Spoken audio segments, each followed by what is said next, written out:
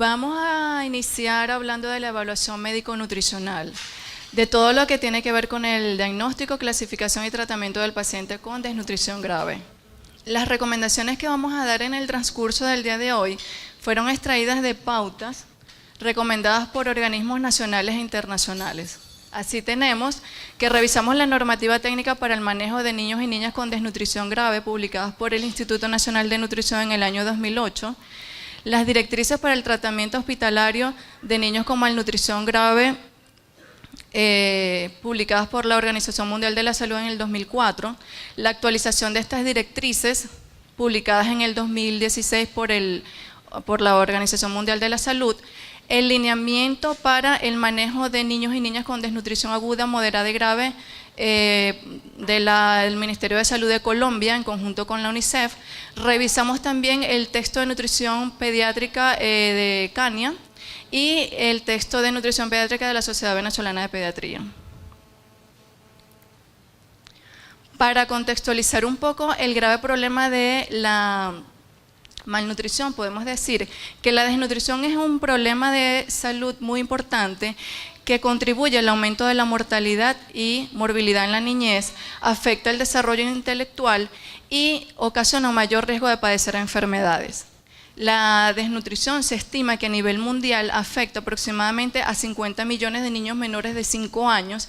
En nuestro país, la mayoría de los niños con desnutrición son menores de 2 años y muchos de estos niños padecen desnutrición grave, los cuales son ingresados a los centros hospitalarios y se estima que durante el tratamiento se tienen unas tasas de mortalidad que son altas, incluso pueden llegar a 30-50%.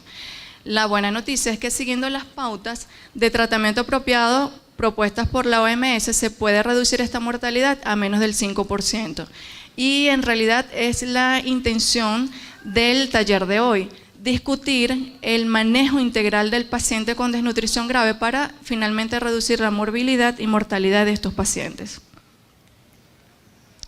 En Cania, en nuestro centro, lo que hemos observado es que a lo largo de todos los periodos se ha mantenido la desnutrición grave, que es esta línea amarilla que vemos acá, de manera más o menos lineal.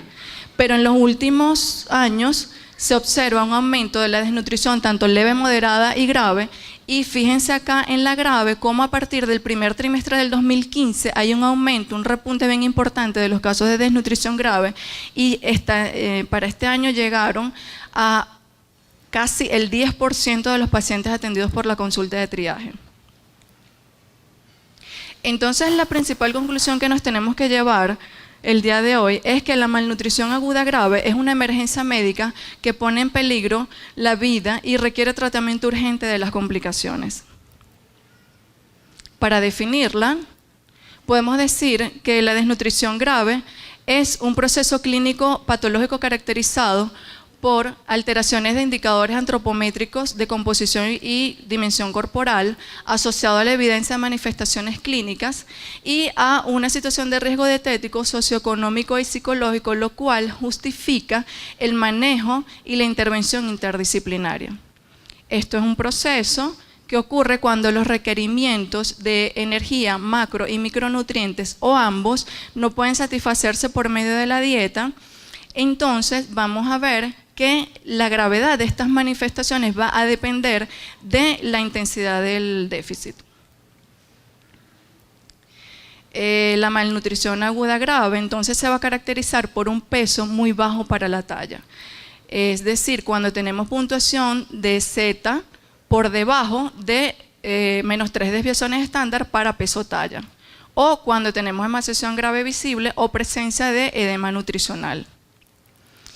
En el 2009, una declaración conjunta de las Naciones Unidas aprobó la utilización del perímetro braquial por debajo de 115 milímetros o de 11.5 centímetros como criterio diagnóstico de desnutrición aguda grave por considerarse como de alto valor predictivo de mortalidad. En las manifestaciones clínicas que vamos a observar un paciente con signos de emaciación porque es un paciente que presenta muy escaso panículo adiposo. A nivel óseo, resalte de prominencias óseas, vamos a ver agrandamiento epifisiario por déficit de vitamina D, calcio y fósforo. En piel, signos de cerosis o resequedad, descamación, palidez, manchas. En el cabello es un cabello que luce muy escaso, seco, fino, quebradizo, de fácil desprendimiento, muchas veces con despigmentación, esto ocasionado por déficit de zinc, biotina y cobre. En boca vamos a observar encías esponjosas y sangrantes por déficit de vitamina D, caries por déficit de flúor, esmalte moteado por alteraciones en la mineralización dentaria. También podemos observar papilas atróficas o hipertróficas, glositis por déficit de niacina, biotina, queilosis por déficit también de niacina y de riboflavina. Las uñas, podemos observar uñas con aspecto de cuchara que son las llamadas, es el llamado signo de coiloniquia. Esto es por déficit de hierro. Y bueno, también podemos observar edema por déficit de proteínas. En estos pacientes, como en todos los pacientes, nosotros también tenemos que vigilar los signos vitales. Y vamos a hacerlo con el paciente en reposo durante 1 minuto y vamos a comenzar observando en la respiración si presenta alteraciones como dificultad respiratoria, tiraje o taquipnea. En el pulso y frecuencia cardíaca, alteraciones de disminución o amplitud del pulso, taquicardia, bradicardia. En la temperatura, observar si presenta fiebre o hipotermia, alteraciones del estado de conciencia y vamos a observar, muy importante, si el paciente está consciente o por el contrario, inconsciente, letargado, somnoliento. Otros signos de alarma son oliguria, llenado capilar mayor de 2 segundos, palidez palmar intensa, heces sanguinolentas y escasa ganancia de peso por debajo de 10 gramos por kilo día. Es muy importante medir el edema en todo paciente que presente desnutrición grave con edema. El edema es un signo de alarma porque los pacientes con edema bilateral tienen alto riesgo de mortalidad. Este es un signo característico del kwashiorkor y todo paciente con edema debe inmediatamente requiere una evaluación médica urgente y inicio de tratamiento nutricional. Entonces, vamos a ver ahora un video de cómo medir el edema.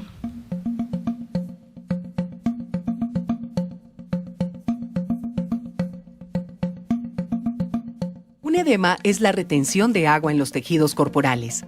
El edema bilateral es un signo de desnutrición aguda severa. El niño o niña que lo presente debe recibir atención médica. Para diagnosticar el edema, presione con los pulgares en la parte superior de los pies durante 3 segundos. Si después de levantar los pulgares queda el hundimiento en ambos pies, entonces el niño o niña presenta edema, un signo inequívoco de desnutrición aguda severa. El edema tiene diferentes grados de severidad, de acuerdo con el grado de compromiso de los tejidos corporales. Edema leve, 1 cruz en los pies. Edema moderado, 2 cruces en pies, manos y parte inferior de piernas y brazos. Edema severo, 3 cruces, es generalizado. Los niños y niñas con edema leve y moderado pueden tratarse en el hogar si la prueba de apetito es positiva y no tienen signos de complicaciones médicas. Los niños y niñas con edema generalizado deben hospitalizarse en una IPS de mediana complejidad, incluso cuando la prueba de apetito es positiva. Para confirmar el edema nutricional no basta la simple observación, es necesario realizar la prueba.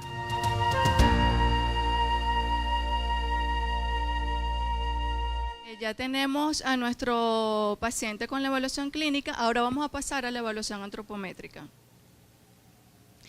Para ello es importante utilizar equipos que previamente estén calibrados y con el paciente o desnudo o con la menor cantidad de ropa posible. En menores de 2 años vamos a utilizar una balanza pediátrica que nos permita mantener al paciente sentado o acostado. En mayores de 2 años utilizamos la balanza, pero podemos ya mantener al paciente de pie. Para la talla es bien importante identificar el plano de Frankfurt, que es una línea imaginaria que pasa por el borde inferior de la órbita y el borde superior del pabellón auricular. En menores de 2 años utilizamos el infantómetro y tenemos que vigilar que ese plano de Frankfurt quede perpendicular a la camilla. En mayores de 2 años utilizamos la talla parada y también vamos a vigilar que el plano de Frankfurt quede perpendicular a la tabla.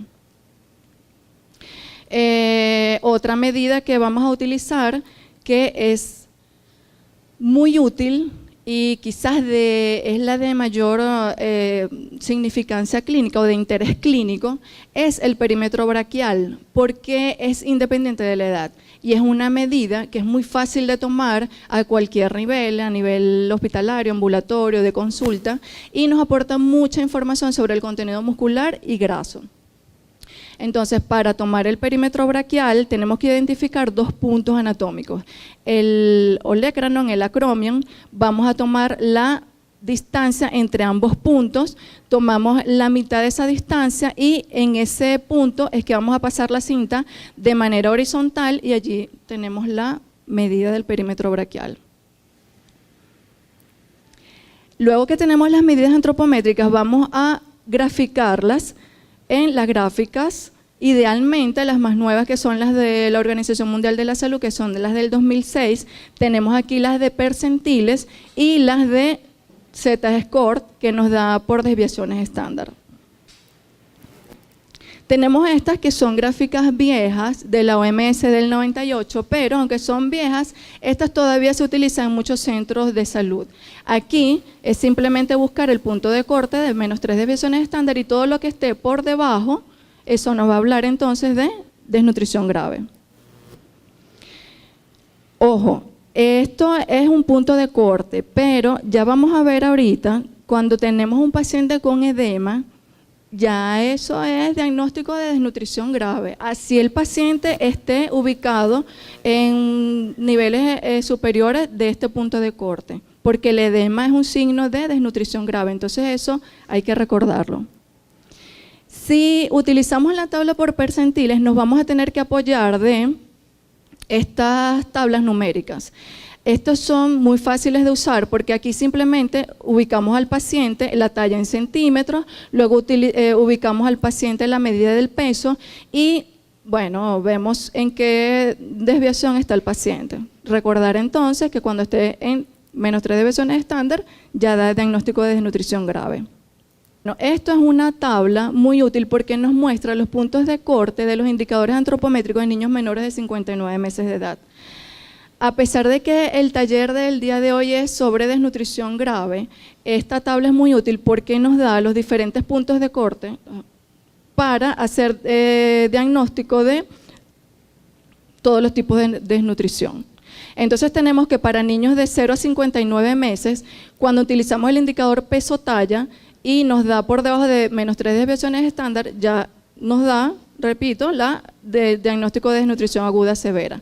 Para niños de 6 a 59 meses de edad, cuando utilizamos el perímetro braquial y esto nos da por debajo de 11.5 centímetros, entonces recordar que nos da alto riesgo de muerte por desnutrición. Entonces ya tenemos al paciente evaluado, ya le hicimos la evaluación clínica, antropométrica y ahora queremos saber, ya sabemos que tiene desnutrición grave, ahora queremos saber qué tipo de desnutrición grave tiene ese paciente.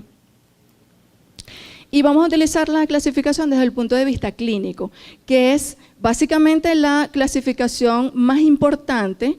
¿Por qué? Porque puede que nosotros no tengamos a la mano un equipo para medir o pesar al paciente, puede que no tengamos las gráficas para ubicarlo, puede que no tengamos exámenes de laboratorio, pero si tenemos un buen ojo clínico, podemos identificar cuándo un paciente tiene desnutrición grave y qué tipo de desnutrición grave tiene solamente por la clínica. Entonces acá vamos a diferenciar 3 tipos, el marasmo, la forma mixta y el kwashiorkor. El marasmo se caracteriza por atrofia de la masa muscular y grasa que el cuerpo ya utilizó como fuente de energía y dejó los huesitos literalmente forrados en piel. Esto es un paciente con marasmo y aquí vamos a ver el escaso panículo adiposo, las prominencias óseas muy visibles, la piel redundante, la fase senil, el aspecto de viejito.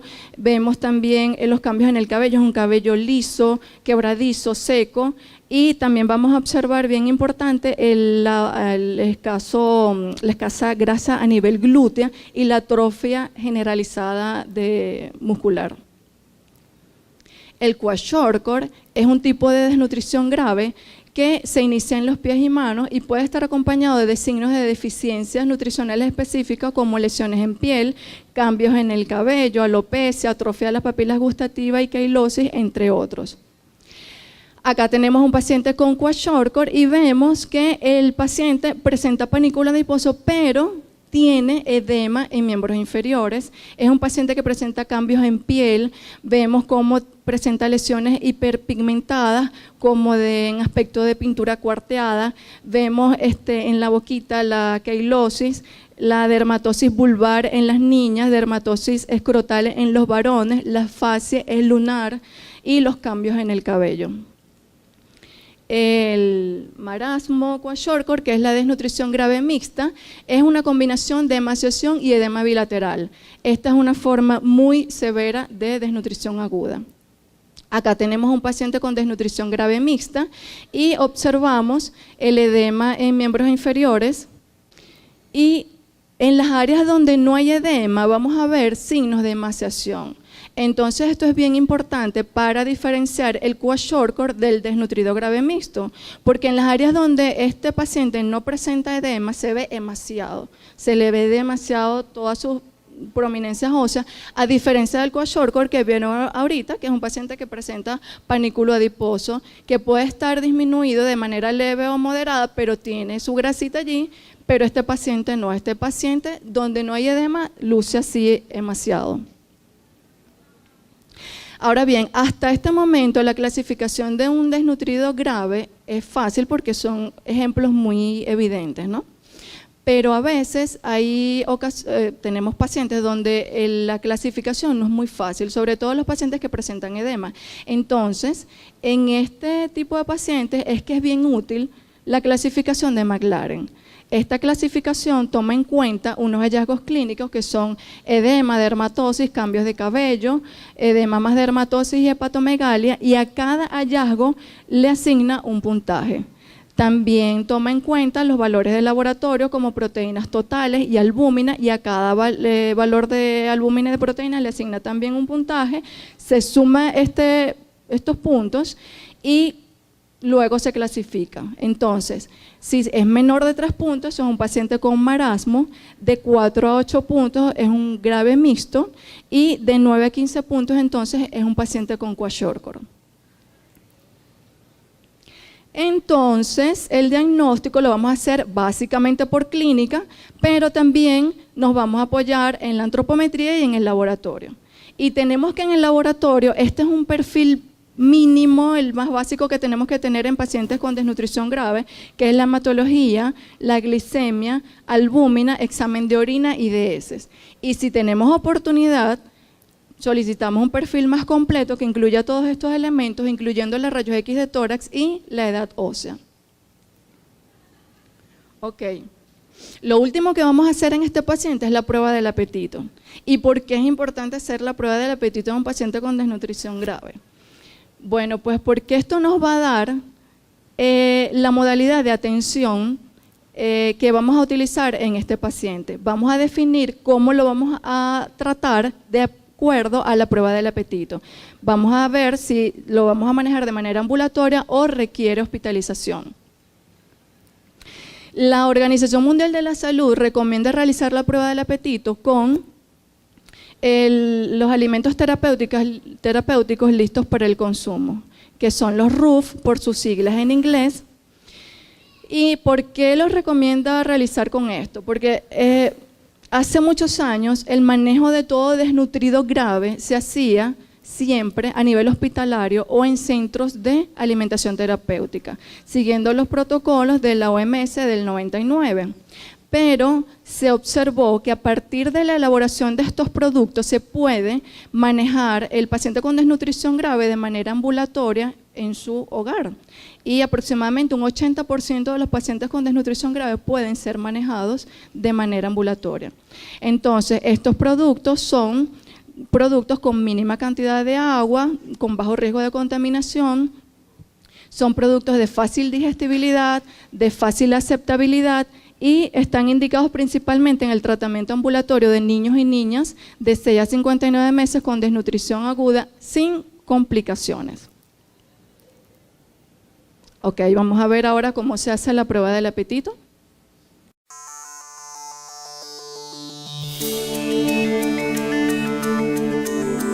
La prueba de apetito debe hacerse en los niños y niñas de 6 a 59 meses que cumplan los criterios de caso de desnutrición aguda. Esta prueba aporta uno de los criterios a tener en cuenta para definir si el niño o niña con desnutrición aguda puede recibir tratamiento en el hogar o debe hospitalizarse en una IPS de mediana o alta complejidad. La pérdida del apetito es uno de los primeros signos de complicación en los niños y niñas con desnutrición aguda. La prueba se hace con la fórmula terapéutica lista para consumir FTLC en el momento de la detección del caso, en cada seguimiento del manejo en el hogar y en la fase de transición del manejo intrahospitalario de la desnutrición aguda. Para realizar la prueba, pida a la madre o a la persona cuidadora que se lave las manos con agua y jabón. Invítela a cortar un extremo del sobre de la fórmula terapéutica y a ofrecer al niño o niña, con cuchara, una pequeña cantidad. Observe la forma como el niño o niña recibe la fórmula terapéutica y estime la cantidad consumida. Compare esta cantidad con los criterios de evaluación de la prueba de apetito presentados en la tabla 8 del lineamiento. Si el niño o niña rechaza la fórmula terapéutica la primera vez, repita la prueba procurando ubicar a la madre y al niño en un ambiente más propicio. Es muy importante que el niño o niña consuma voluntariamente la fórmula terapéutica.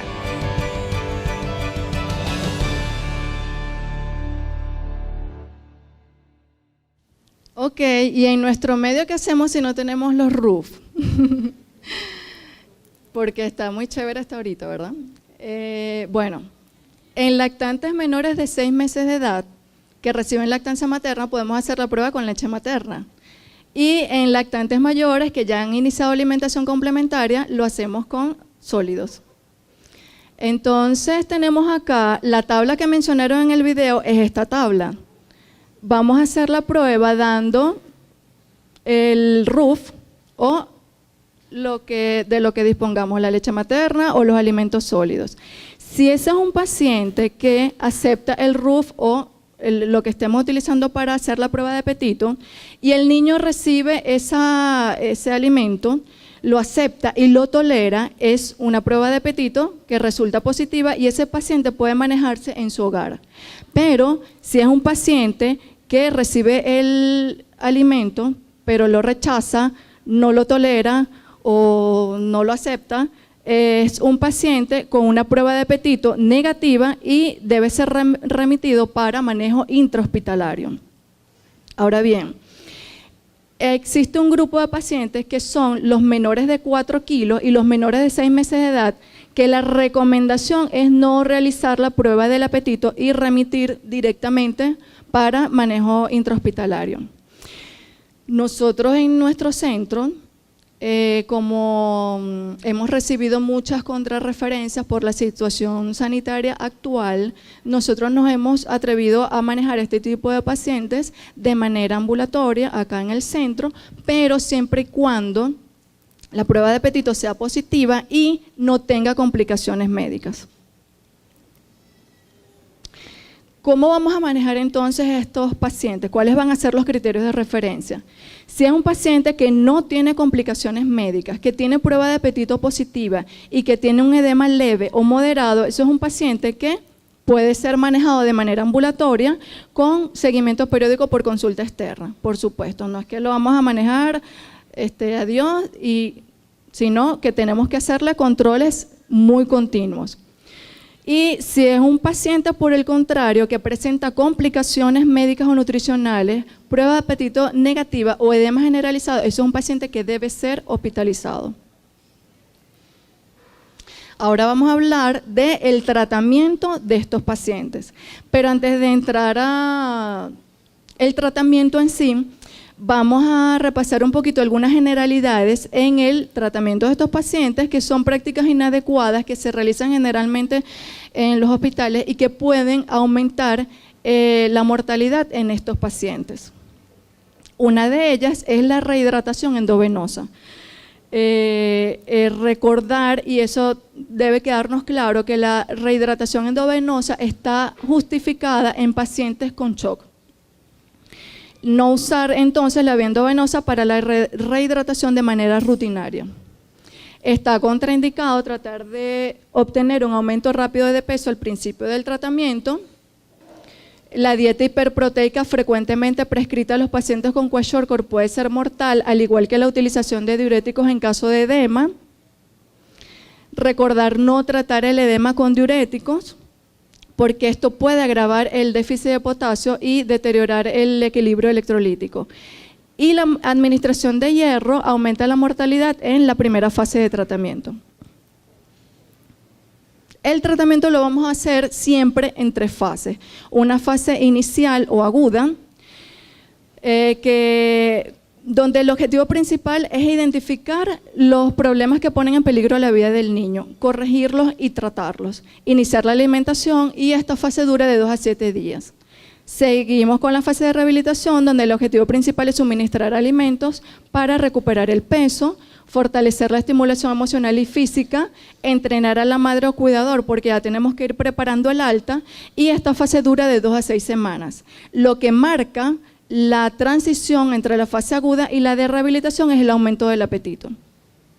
Y finalmente tenemos la fase de seguimiento, que es posterior al alta, donde se hace controles periódicos para prevenir recaídas y garantizar el normal desarrollo físico, mental y emocional del paciente. Entonces, vamos a ver ahora cuáles son las principales complicaciones que puede presentar el paciente en las fases iniciales de la recuperación nutricional. Una de las principales complicaciones en las primeras 24 horas del paciente, del tratamiento del paciente, es la hipoglicemia. La hipoglicemia está definida como una glicemia por debajo de 54 miligramos por decilitro. Puede ser un signo muy sugestivo de infección y puede representar una importante causa de muerte en los 2 primeros días de tratamiento. Para prevenirla, ¿qué vamos a hacer? Es importante recordar que ese paciente debe ser alimentado cada 2 horas de día e incluso de noche. Y si es un paciente que recibe lactancia materna, pedirle a la mamá que lo amamante con más frecuencia. Entonces tenemos un paciente con hipoglicemia, con glicemia, como ya les comenté, menor de 54, y ahora vamos a evaluar el estado de conciencia. Si es un paciente que está consciente, vamos a utilizar la vía oral. Entonces vamos a utilizar un bolo de 50 ml de solución dextrosa al 10% por vía oral o por sonda nasogástrica. Vamos a alimentar a ese paciente cada 30 minutos por 2 horas con lactancia materna o fórmula F75 y luego cada 2 horas, recordar día y noche. Si es un paciente inconsciente, vamos a utilizar entonces la vía endovenosa. Tenemos que administrar un bolo de 5 ml por kilo de solución dextrosa al 10%. En 5 minutos, repetimos la glicemia. Si persiste la hipoglicemia, administrar nuevo bolo de 5 ml por kilo. Y si no es posible cateterizar una vía periférica, podemos utilizar una sonda nasogástrica. Después vamos a administrar 3 ml por kilo de toma de F75 por sonda nasogástrica cada 30 minutos durante 2 horas y tenemos que estar haciendo mediciones frecuentes cada hora de glicemia capilar. Si la hipoglicemia persiste, se presenta hipotermia o el nivel de conciencia se deteriora, hay que continuar el manejo individualizado del caso. Esto es muy importante, que si nosotros no podemos medir la glicemia, hay que partir del principio que todos los niños y niñas con desnutrición grave tienen hipoglicemia a su ingreso y tenemos que administrar entonces el tratamiento. Estas son las fórmulas que les acabo de mencionar, la F75 y la F100. La F75 está indicada en la fase aguda, y aporta 75 calorías por kilo. La F100 está indicada más para la fase de rehabilitación y aumenta 100 calorías. Otra de las complicaciones bien importantes de tomar en cuenta es la hipotermia. La hipotermia se define como una temperatura axilar por debajo de 35.5. Es una causa importante de muerte en los primeros días de tratamiento y junto con la hipoglicemia puede originarse por una infección grave. Es más frecuente en niños y niñas menores de 2 meses con marasmo o con kwashiorkor y con lesiones cutáneas extensas. Para prevenirla es importante mantener al paciente vestido y seco, dar alimentación inmediata, mantener la temperatura de la sala entre 25 y 30 grados evitando corrientes de aire y evitar baños y exploraciones médicas prolongadas. Si ya está instalada la hipotermia, ¿qué tenemos que hacer? Bueno, vestir completamente a ese niño, incluso la cabecita. Hay que cubrirlo con una manta, colocarlo cerca de una fuente de calor o cercano a la madre, cercano al pecho de la madre, piel con piel para darle más calor. Hay que medir la temperatura cada 2 horas hasta que sea mayor de 36.5 centímetros y asegurarse de que el niño permanezca cubierto, especialmente durante la noche. Otra complicación frecuente es la deshidratación. Y es frecuente en los niños que se presenta deshidratación, en los niños con desnutrición grave y que pueda pasar desapercibida, porque es que es difícil evaluar la presencia y la gravedad de la deshidratación en este tipo de pacientes, porque los signos clínicos de resequedad de la mucosa oral, signo del pliegue, llanto sin lágrimas, esos no son signos confiables de deshidratación en los pacientes desnutridos. Pero la historia de diarrea, vómito o anorexia puede ser conclusiva para diagnóstico de deshidratación en caso de desnutrición aguda. Es importante que la presencia de signos de deshidratación sin diarrea debe ser tomado como si el paciente tuviera un shock séptico. Las manifestaciones de deshidratación severa y shock séptico pueden ocurrir entonces simultáneamente. ¿Cómo hacemos para prevenir la deshidratación? Bueno, tenemos que mantener la lactancia materna, administrar suero de rehidratación oral de baja osmolaridad, especial para desnutrido grave, a 10 ml por kilo cada vez que presente evacuaciones diarreicas o vómitos y continuar la alimentación habitual. Entonces, importante que quede claro es que la vía de elección para hidratación en los pacientes con desnutrición grave es la vía oral y si no es posible, podemos utilizar la sonda nasogástrica. Tips importante es que no se debe utilizar la solución estándar de rehidratación oral de osmolaridad reducida de la OMS sin diluir porque puede contener demasiado sodio y poco potasio para el tratamiento del niño con desnutrición grave. Y se recomienda entonces utilizar la solución de rehidratación oral especial para desnutrido grave de baja osmolaridad. Este es el sobre de solución de rehidratación oral para niños con desnutrición grave, que es el Resomal, que entonces vemos acá el contenido de sodio, que es un contenido adecuado para ellos. Si no tenemos este sobre, el Resomal, ¿qué podemos hacer? Aquí yo les voy a pasar, para que vean, un sobre de rehidratación oral de baja osmolaridad. Ese es el de baja osmolaridad.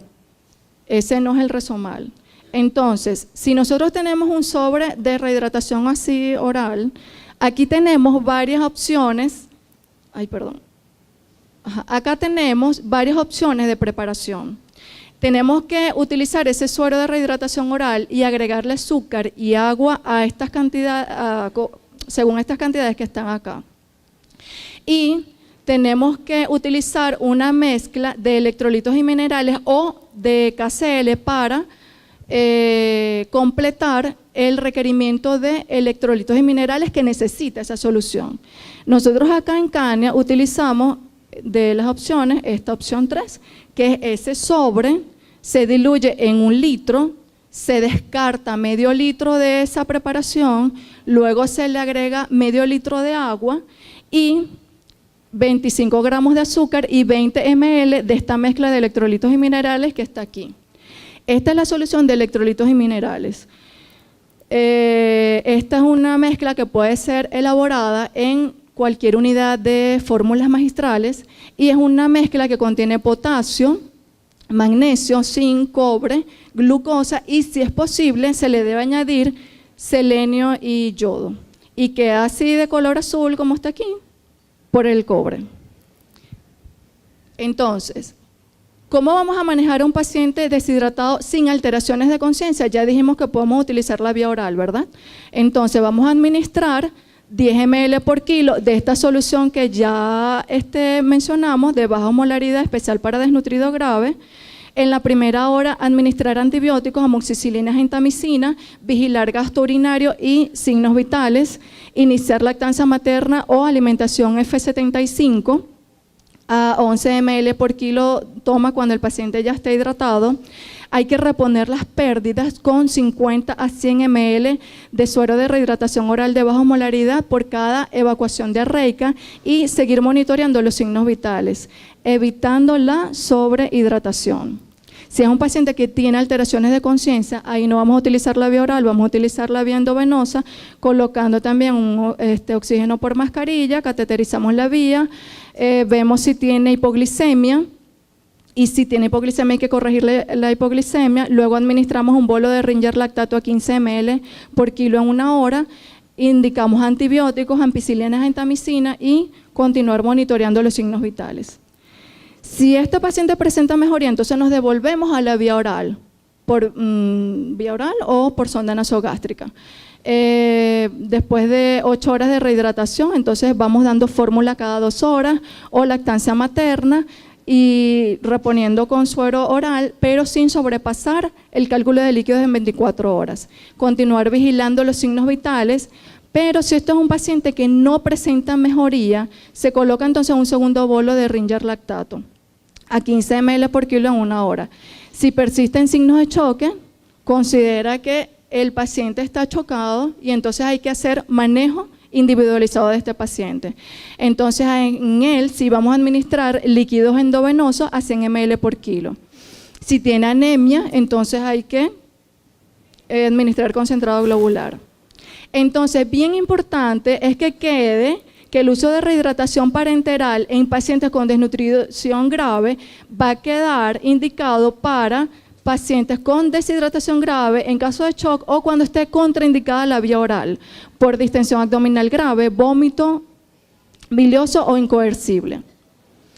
Una de las afecciones más frecuentes que tenemos en los pacientes con desnutrición grave es la diarrea. La diarrea se inicia cuando se dan cantidades altas de nutrientes porque se supera la capacidad digestiva y absortiva del intestino y se puede producir entonces diarrea osmótica. La intolerancia a la lactosa es una complicación muy común, especialmente en el kwashiorkor, y se debe a producción baja de lactasa. ¿Qué vamos a hacer acá? Administrar suero de rehidratación oral, reponiendo las pérdidas, mantener la lactancia materna y continuar la F75 que tiene zinc, y determinar pH de azúcares reductores en heces. La diarrea persistente, que es cuando ya presenta diarrea por más de 14 días y está asociada a pobres condiciones de saneamiento ambiental y a infecciones por Cryptosporidium, Giardia, Shigella o Salmonella. Es importante que en estos pacientes la intolerancia a los carbohidratos está asociada a la atrofia de las vellosidades y al sobrecrecimiento bacteriano en el intestino delgado. Entonces acá hay que iniciar la alimentación de F75, restringir el aporte de lactosa, administrar antibióticos y igual determinar pH de azúcares reductores. Otra de las afecciones muy comunes son las infecciones. Y es importante que el tratamiento temprano de las infecciones bacterianas va a mejorar la respuesta a la alimentación, puede reducir el shock séptico y reducir también la mortalidad.